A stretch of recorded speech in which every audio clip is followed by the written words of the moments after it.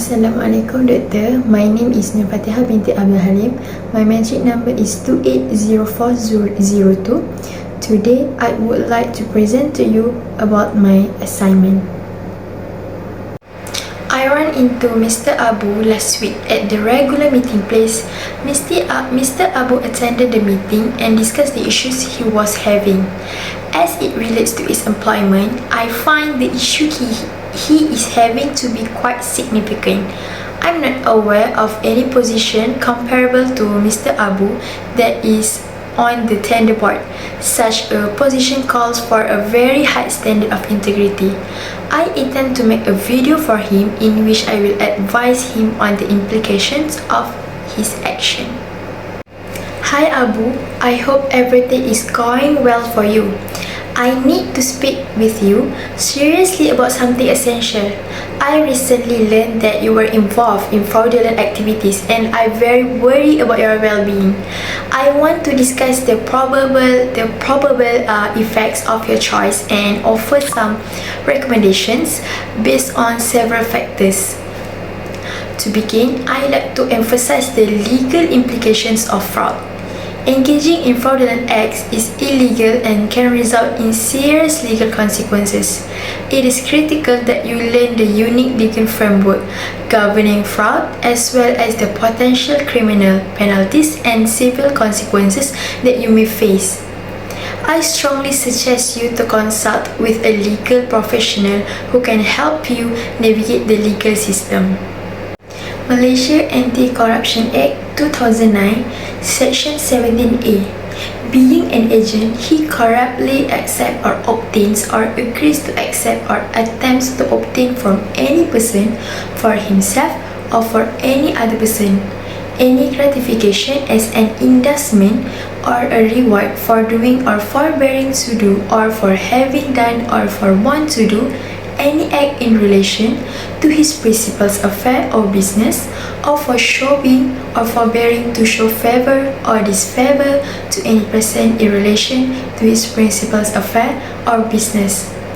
Or Section 25(1), any person to whom any gratification is given, promise, or offer in contravention of any provision of this act shall report such gift, promise, or offer together with the name, if known, of the person who gave, promise, or offer such gratification to him, to the nearest officer of the Commission or police officer.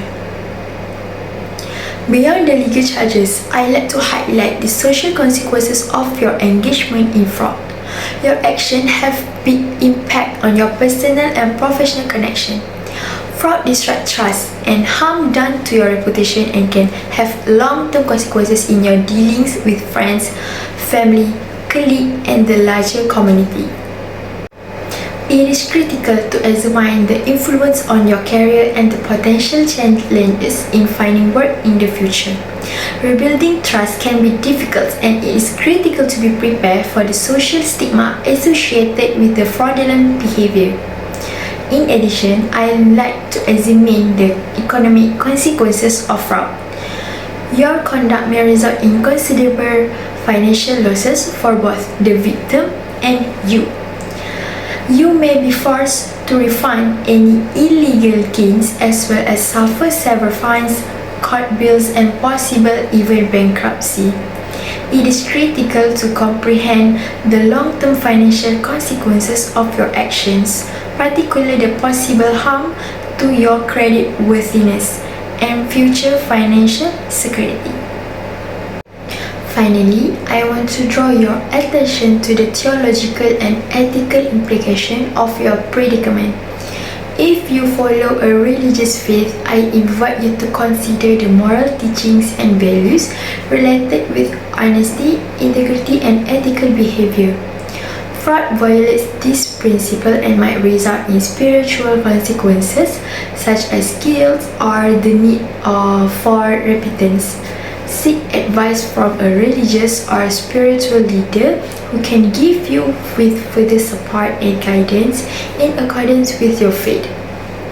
Islam forbids corruption through very clear argument in Al-Quran and the As-Sunnah of the Prophet Nabi Muhammad sallallahu alaihi wasallam, including they love to hurt false news, they love to eat everything that is forbidden, from Surah Al-Ma'idah 5:42.